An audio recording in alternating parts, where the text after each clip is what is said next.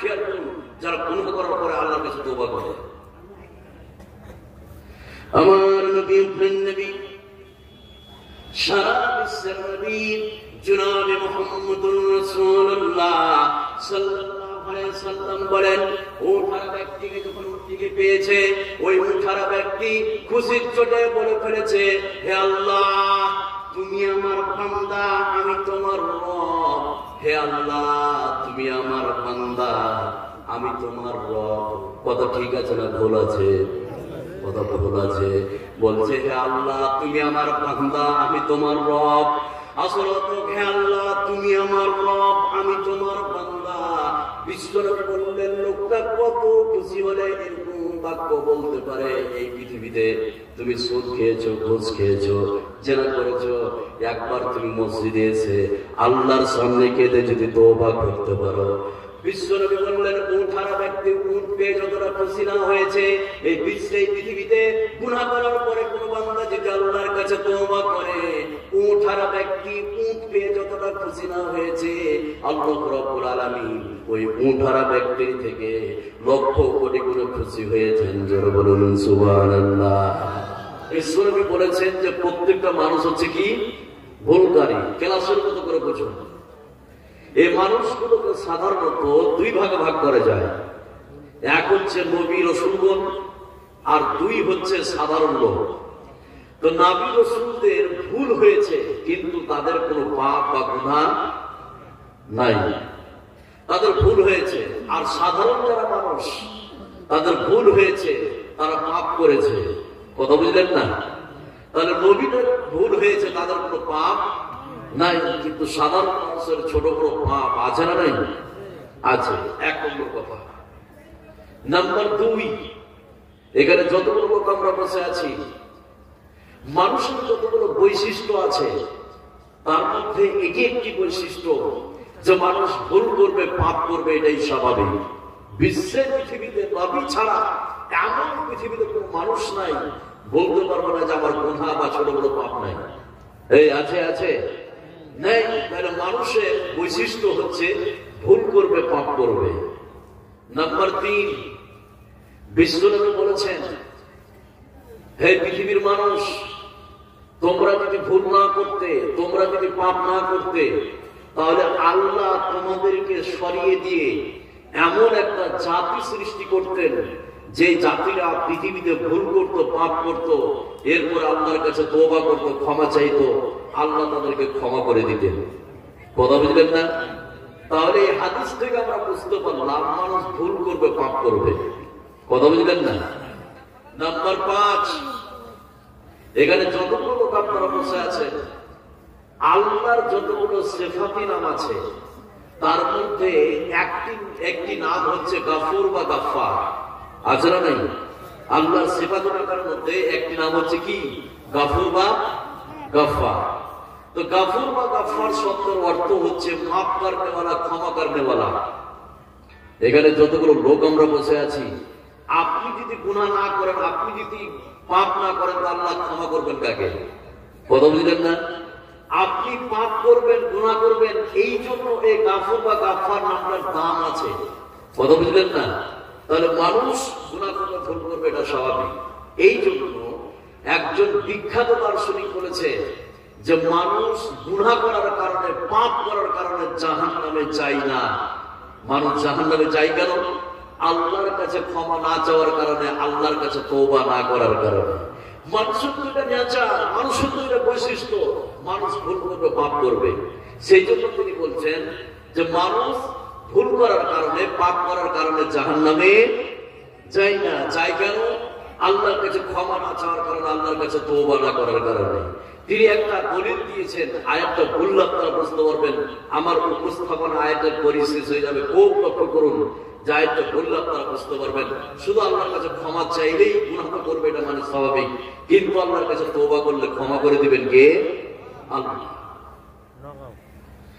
আল্লাহ রাব্বুল আলামিন বলেন, وَمَن يَعْمَلْ سُوءًا أَوْ يَظْلِمْ نَفْسَهُ ثُمَّ يَسْتَغْفِرِ اللَّهَ يَجِدِ اللَّهَ গফুরার রহিমা।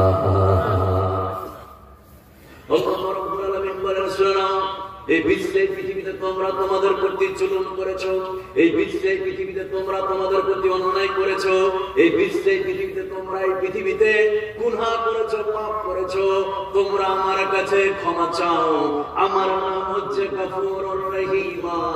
আমি ক্ষমা করার জন্য বসে আছি। খালি গুনাহ করার পরে আমার কাছে ক্ষমা চাও, আমি আল্লাহ পাক তোমাদের গুনাহগুলিকে ক্ষমা করে দেব। জোরে বলুন সুবহানাল্লাহ। এটা আমার উপস্থাপনা। এবার গুনাহ তো ক্ষমা করবার কিছু প্রসেস আছে। এই স্বল্প সময় শুনলে আপনারা অবাক হয়ে যাবেন।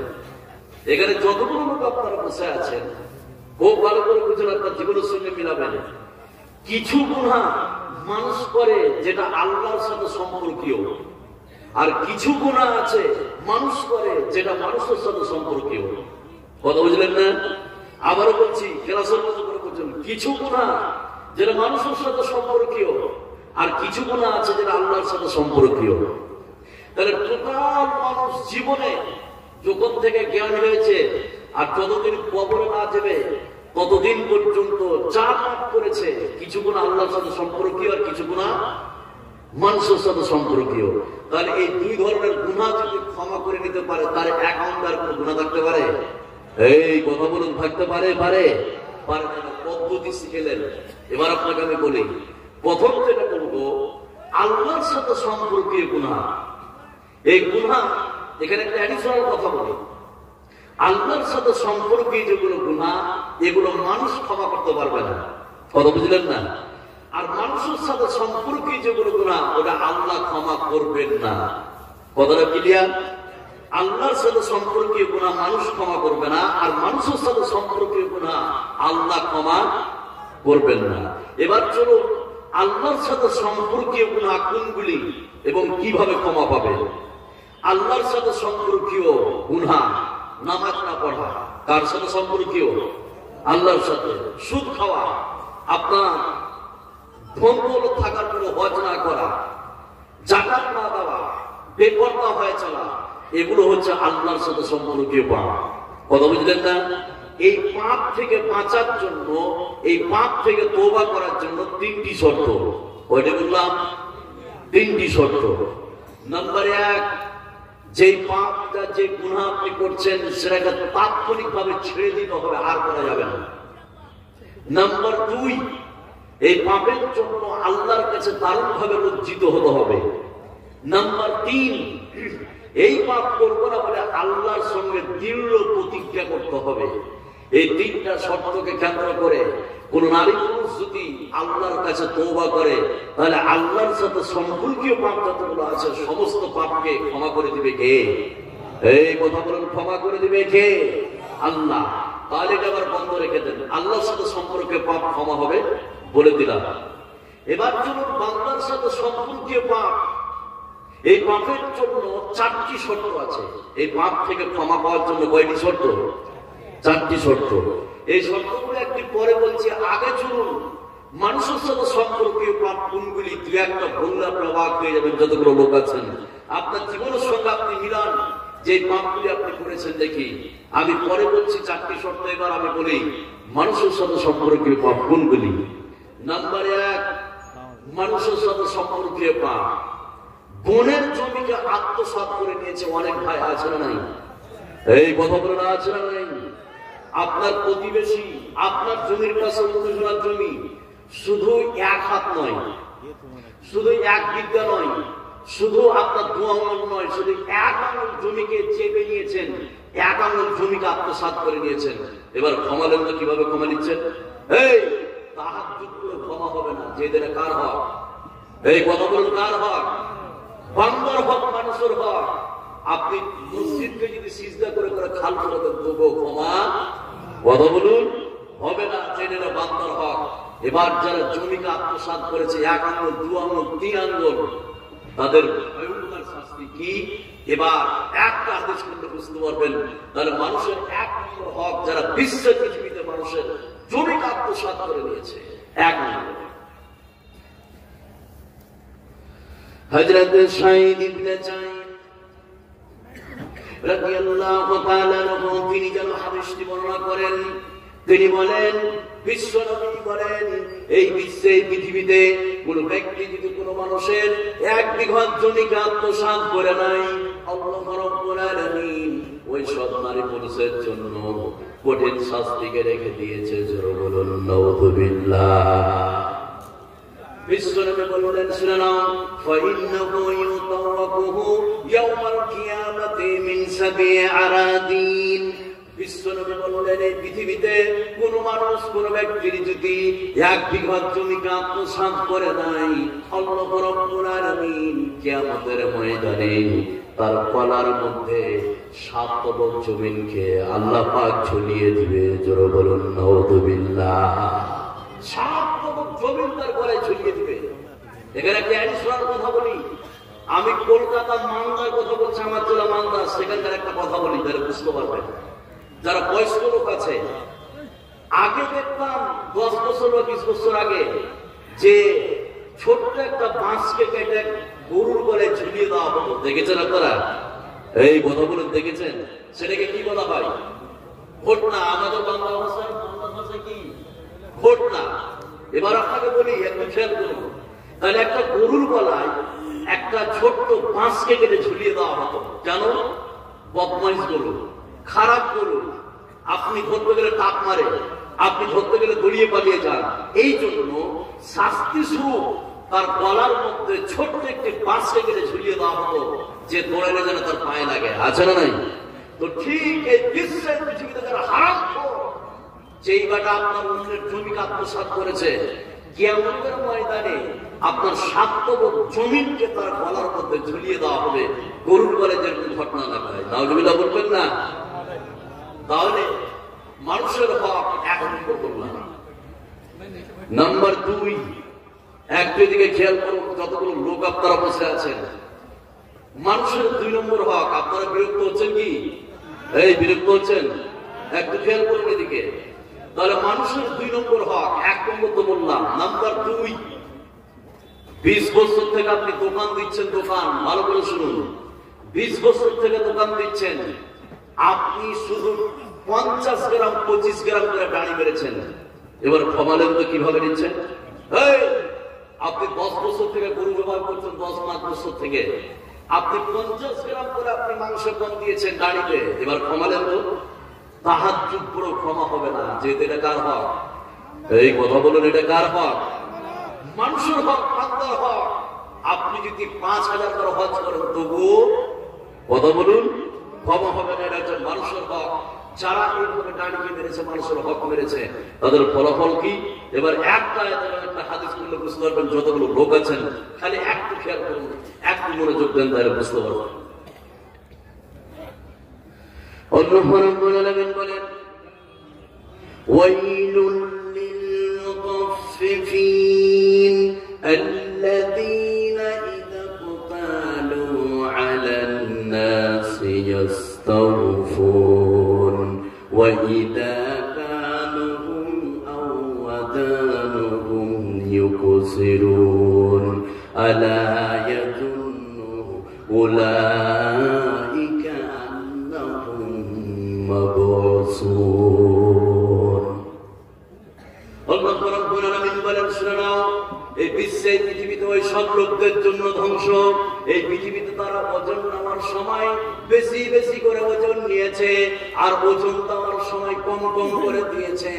তারপরে বিশ্বের পৃথিবীতে দাড়িকে মেরে নিয়েছে। আল্লাহ রাব্বুল আলামিন বলেন, পৃথিবীতেও ধ্বংস, আখিরাতেও ধ্বংসের কথা আল্লাহ পাক বলে দিয়েছে। জোরে বলুন নাউযুবিল্লাহ। তাহলে মানুষের 2 নম্বর হক যারা দাঁড়িয়ে মেরেছে, এরকম বিশ্বে পৃথিবীতে হাজার মুসলমানের বাচ্চা আছে না নাই? এই কথা বলে না আছে না নাই? আছে। হযরত আবু হুরায়রা রাদিয়াল্লাহু তাআলা আনহু তিনি যেন হাদিসটি বর্ণনা করেন। তিনি বলেন, বিশ্বনবী একবার বাজারের মধ্যে প্রবেশ করলেন।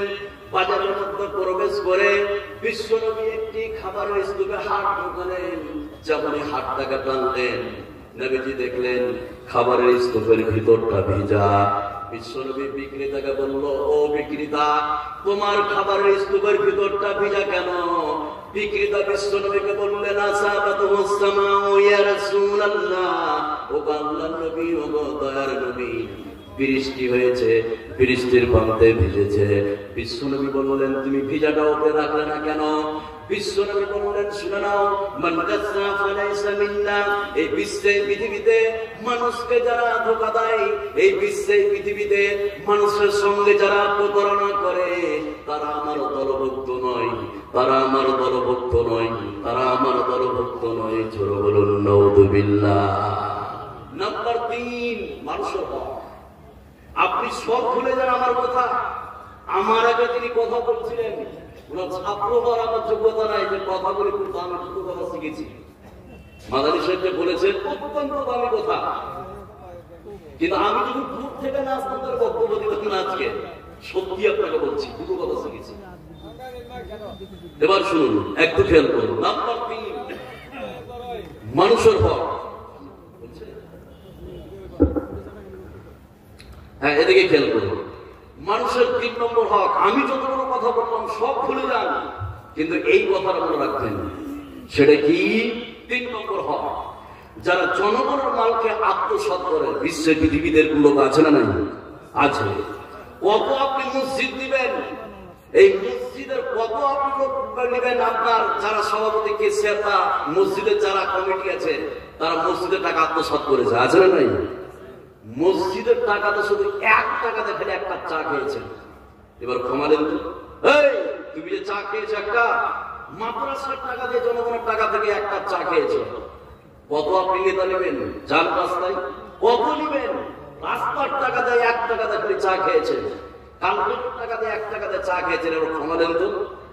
এবার ক্ষমা দেন, কিভাবে ক্ষমা নিচ্ছেন? এটা কার হক? কথা বলুন, কার? মানুষের হক। এবার একটা ভয়ঙ্কর হাদিস শোনাচ্ছি, ও লক্ষ্য করুন, যারা জনগণের মাল আত্মসাৎ করেছে, মানুষের হককে যারা কালে নিয়েছে, হাদিসটা বললে আপনারা বুঝতে পারবেন। বিশ্বনবীর যুগে যতগুলো যুদ্ধ হয়েছিলেন, তার মধ্যে একটি যুদ্ধের নাম ছিল খাইবার। নাম শুনছেন? খাইবার। এই যুদ্ধটা 7 হিজরিতে অনুষ্ঠিত হয়েছে। কত হিজরি বললাম? 7 হিজরিতে অনুষ্ঠিত হয়েছে। এই যুদ্ধে 1400 সাহাবা ইকরাম, বীর মুজাহিদ, বীর যোদ্ধা এই যুদ্ধে গিয়েছিলেন। এই যুদ্ধে মুসলমানদের জয় হয়েছে।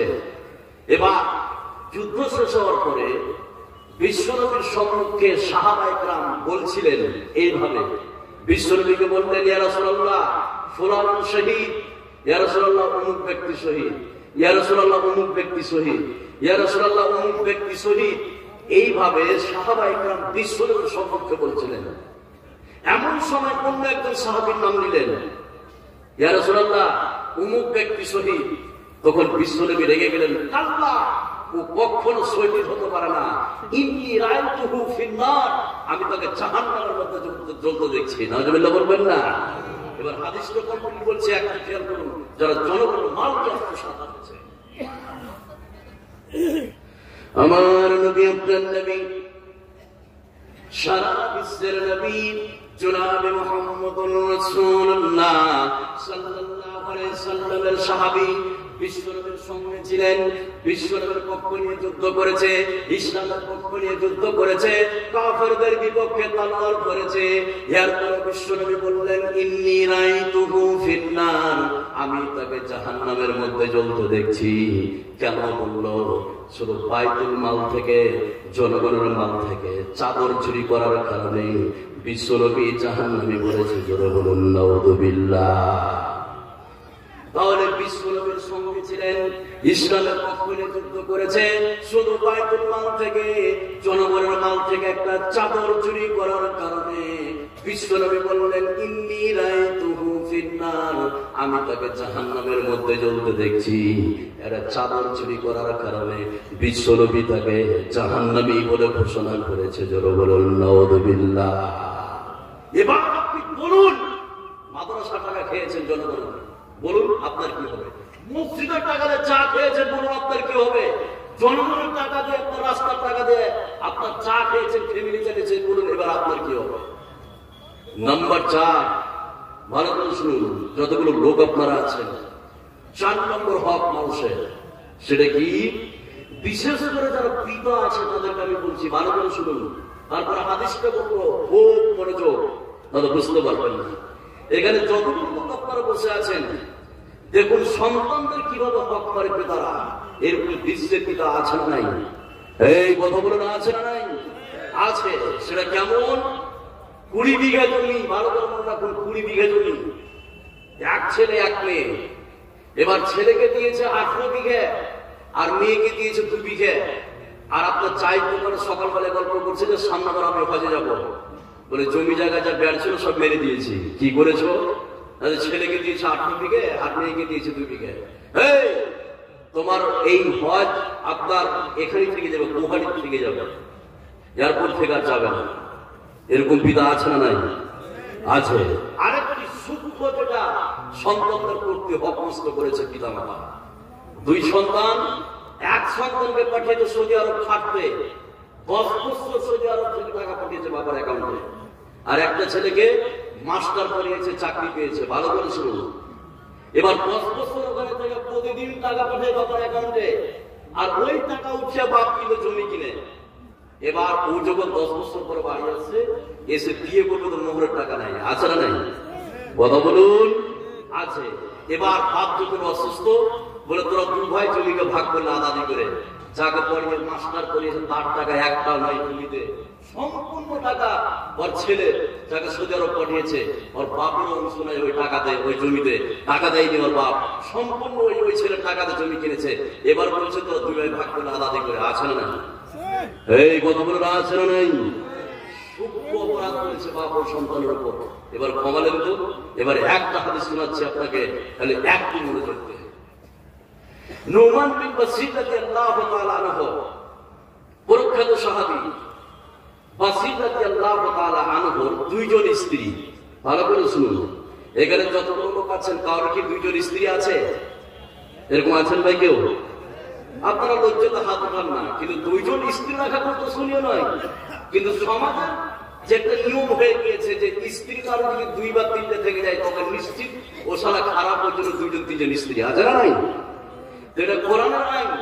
আপনি 4টা পর্যন্ত স্ত্রী রাখতে পারেন যদি সমান অধিকার দিতে পারেন। কথা বুঝলেন না? তো বাসির রাদিয়াল্লাহু তাআলা আনহুর 2 জন স্ত্রী, বড় স্ত্রীর পর একটা বিবাহ করেছিলেন। তো ছোট স্ত্রীর পেট থেকে নুমানের জন্ম হলো, নুমান রাদিয়াল্লাহু তাআলা আনহুর জন্ম হলো। এবার তার ছোট স্ত্রী বাসির রাদিয়াল্লাহু তাআলা আনহুকে বলছেন যে হাগো, তুমি আমাকে পরে বিয়ে করলে, আমার পেট থেকে নুমানের জন্ম হলো, নুমানকে তুমি খাস করে কিছু দিয়ে দাও। এবার বাসির রাদিয়াল্লাহু তাআলা আনহু বললেন ঠিক আছে, আমি তাকে একটা গোলাম দিয়ে দিলাম, তার জন্য আমি খাস করে রেখে দিলাম। এবার বাসির রাদিয়াল্লাহু তাআলা আনহুর স্ত্রী বাসিরকে বলছে যে এইভাবে বলতে হবে না, স্বয়ং বিশ্বনবীকে সাক্ষী রাখতে হবে, যাতে করে পরবর্তীতে তুমি উল্টি দে কথা বলুন না পারো। এবার হাদিসটা বলছি, যতগুলো পিতা আছে ভালো করে শুনুন। আমার নবী, আপনার নবী, সারা বিশ্বের নবী জনাবে মুহাম্মদুর রাসূলুল্লাহ সাল্লাল্লাহু আলাইহি ওয়াসাল্লামের সাহাবী হযরত বাসির নুমানকে ঘাড়ে করে নিয়ে বিশ্বনবীর সম্মুখে গেলেন। বিশ্বনবীকে বললেন ইয়া রাসূলুল্লাহ, ও আল্লাহর নবী, ও দয়ার নবী, এই যে আমার ছোট স্ত্রীর পেট থেকে হয়েছে, এর নাম হচ্ছে নুমান। আমি একটা তাকে গোলাম খাস করে দিয়েছি, এই জন্য আপনাকে সাক্ষী রাখতে আসলাম। বিশ্বনবী বললেন তুমি কি তোমার অন্য ছেলে মেয়েকে এইভাবে দিয়েছো?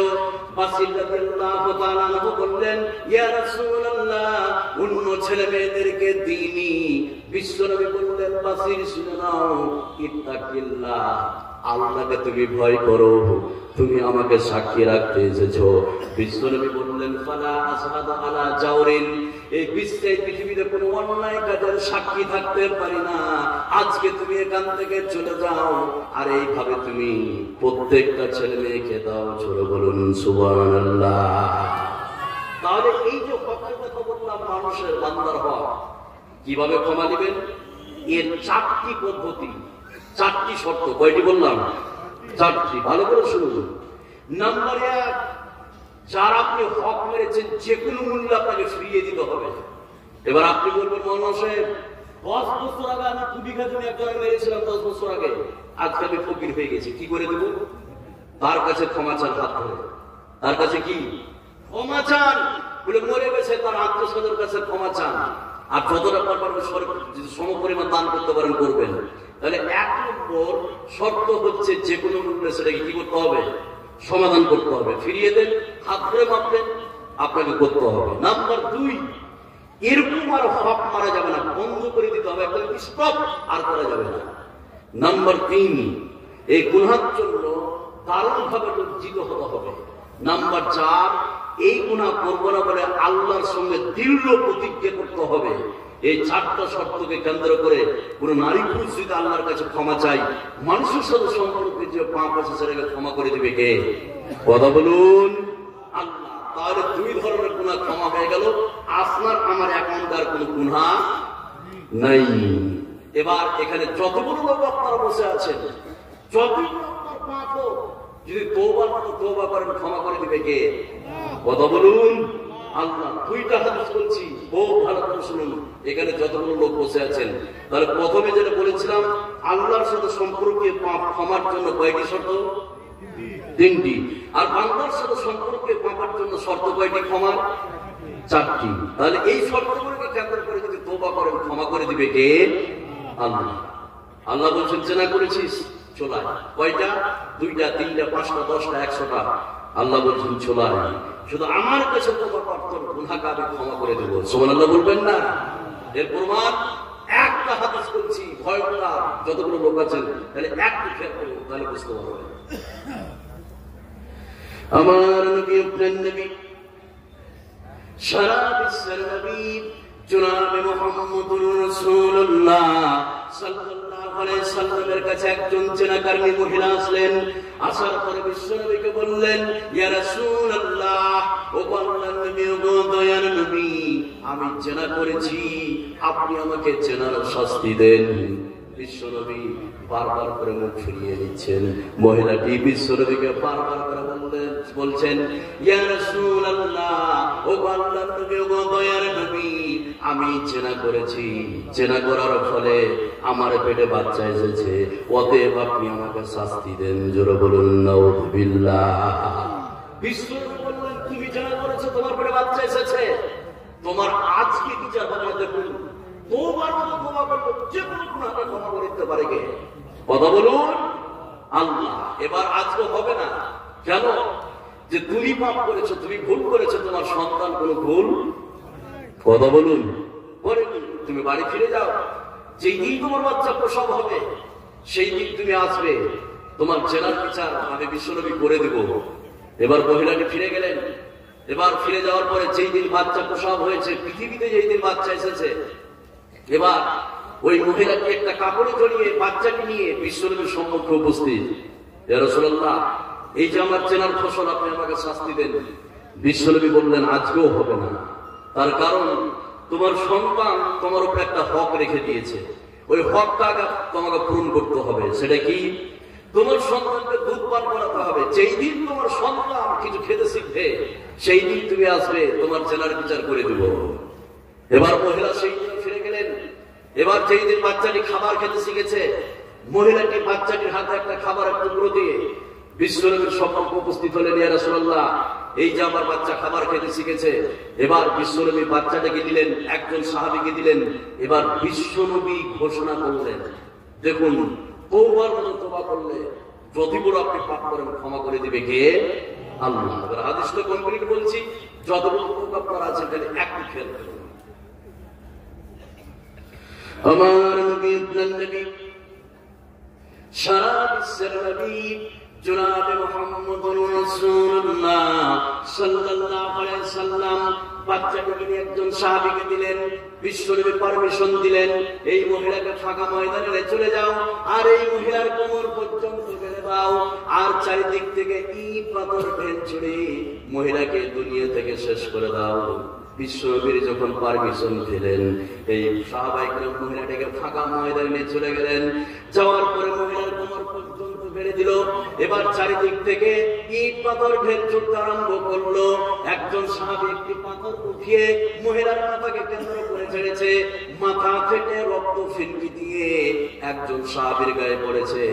ওই সাহাবীটি মহিলাটিকে যেন গালি দিয়ে বসলো, একজন জেনাকারী মহিলার রক্ত আমার গায়ে পড়েছে। এইভাবে যখন সাহাবায়ে কেরাম গালি দিয়ে বসলো, এই গালির খবর বিশ্বনবীর কাছে গেল। বিশ্বনবী ওই সাহাবীকে বললো, সাহাবী তুমি শুনে নাও, মহিলাটি এত তওবা করেছে, এই তওবার ভাগ যদি মদিনার 70 জন জেনাকারী মহিলার ভিতরে যদি বন্টন করে দেওয়া হতো, তাহলে 70 জন জেনাকারী মহিলা আজকের জন্য মাফ পেয়ে যেত। জোরে বলুন সুবহানাল্লাহ। 70 জন জেনাকারী মহিলার ভিতরে যদি এই তওবাটা বন্টন করে দেওয়া হতো, 70 জন মাফ পেয়ে যেত। সুবহানাল্লাহ বলবেন না? আর একটা হাদিস বলে আমি ছেড়ে দেবো, যেহেতু সময় হয়ে গেছে। একটাই হাদিস, ভালো করে শুনুন। এখানে যতগুলো লোক আপনারা বসে আছেন, যারা গুনাহ করার পরে আল্লাহর কাছে তওবা করে, আল্লাহ তাদেরকে কত ভালোবাসে জানেন? একটাই শুধু হাদিস শুনুন। যতগুলো লোক আছেন বিরক্ত হচ্ছেন নাকি? হচ্ছেন না? এবার শুনুন হাদিসটা, তাহলে আপনারা বুঝতে পারবেন ইনশাআল্লাহ। এটা সম্মিলন, কথা বলছেন না সব সময়। আর ওই মাদানী সাহেব যে কথাগুলি বলছিলেন, দারুণ কথা বলছিলেন, কিন্তু আসলে কি মানে জালসা করে তো এভাবে কথা বলতে পারেন, কিছু মনে করি না মাদানী সাহেব যে এভাবে, কিন্তু হচ্ছে না, কথা বলছেন না। আমি শুনছিলাম আপনার বক্তব্য, দীর্ঘক্ষণ ধরে শুনলাম। আল্লাহ যেন আপনার হায়াতকে বৃদ্ধি করে দেয়, আমরা বলি আমিন। এবার শুনুন, একটাই হাদিস যে কথা আমি বলছিলাম, যতগুলো লোক আপনারা বসে আছেন, সেটা কি যে যারা গুনাহ করার পরে তওবা করে আল্লাহ তাদেরকে কত ভালোবাসেন। বিশ্বনবী বলছেন যে একজন ব্যক্তি উটে চেপে ট্যুর করছিলেন, ভ্রমণ করছিলেন, সফর করছিলেন। সফর করতে করতে বেশ লোকটি ক্লান্ত শ্রান্ত হয়ে পড়েছে। ভালো করে শুনুন, বেশ ক্লান্ত শ্রান্ত হয়ে পড়েছে। এবার ওই লোকটি উটটিকে দাঁড় করিয়ে দিয়ে উট থেকে নেমে এক গাছের ছায়ায় শুয়ে পড়েছে। যেমন শুয়েছে তার ঘুম চলে এসছে। এবার যখন তার ঘুম ভাঙলো, দেখলো যে উটটিতে আমি চেপে এসেছিলাম, সেই উটটি যেন কোথায় চলে গেছে। লোকটি হতাশ হয়ে গেল, ঘুরতে খুঁজতে শুরু করলো। খুঁজতে খুঁজতে লোকটি ক্লান্ত শ্রান্ত হয়ে গেল, তবু উটটিকে খুঁজে পেল না। এবার লোকটি ক্লান্ত শ্রান্ত হয়ে আবার ওই গাছের ছায়ায় শুয়ে পড়েছে। দ্বিতীয়বার ঘুম এসেছে। দ্বিতীয়বার যখন ঘুম ভাঙলো, দেখলো যে উটটিকে একটু আগে খুঁজে পাচ্ছিলাম না, সেই উটটি ঠিক ওই জায়গায় দাঁড়িয়ে আছে। উটে পানি ছিল, ঠিক আছে, কাপড় চোপড় ছিল, ঠিক আছে, খাবার ছিল, ঠিক আছে। লোকটি খুশি হবে কি হবে না? কথা বলুন, কত খুশি। দেখুন বিশ্বনবী বলছেন, লোকটি খুশির চোটে, আনন্দের চোটে তার মুখ থেকে উল্টা পুল্টা কথা বেরিয়ে গেছে, তার মুখ থেকে আবল তাবল কথা বেরিয়ে গেছে। খুশির চোটে কতটা খুশি হলে এরকম বাক্য বলতে পারে? সেটা কি এবার কমপ্লিট বলে আমি ছেড়ে দেবো। যতগুলো লোক আছেন একটু খেয়াল করুন, যারা গুনাহ করার পরে আল্লাহর কাছে তওবা করে। আমার নবী নবী সারা বিশ্বের নবী জনাবে মুহাম্মদুর রাসূলুল্লাহ সাল্লাল্লাহু আলাইহি সাল্লাম বলেন, ওঠার ব্যক্তিকে যখন উটটিকে পেয়েছে, ওই উঠার ব্যক্তি খুশির চোটে বলে ফেলেছে, হে আল্লাহ তুমি আমার বান্দা, আমি তোমার রব। হে আল্লাহ তুমি আমার বান্দা, আমি তোমার রব। কথা ঠিক আছে না ভুল আছে? কথা ভুল আছে। বলছে হে আল্লাহ তুমি আমার বান্দা, আমি তোমার রব। আসলে তো হে আল্লাহ তুমি আমার রব, আমি তোমার বান্দা। বিশ্বনবী বললেন, লোকটা কত খুশি হলে এরকম বাক্য বলতে পারে এই পৃথিবীতে? তুমি সুদ খেয়েছো, ঘুষ খেয়েছো, জেনা করেছো, একবার তুমি মসজিদে এসে আল্লাহর সামনে কেঁদে যদি তওবা করতে পারো। বিশ্বনবী বললেন, উঠারা ব্যক্তি উট পেয়ে যতটা খুশি না হয়েছে, এই বিশ্বে পৃথিবীতে গুনাহ করার পরে কোন বান্দা যদি আল্লাহর কাছে তওবা করে, উঠারা ব্যক্তি উট পেয়ে যতটা খুশি না হয়েছে, আল্লাহ রাব্বুল আলামিন ওই উঠারা ব্যক্তির থেকে লক্ষ কোটি গুণ খুশি হয়েছেন। জোরে বলুন সুবহানাল্লাহ।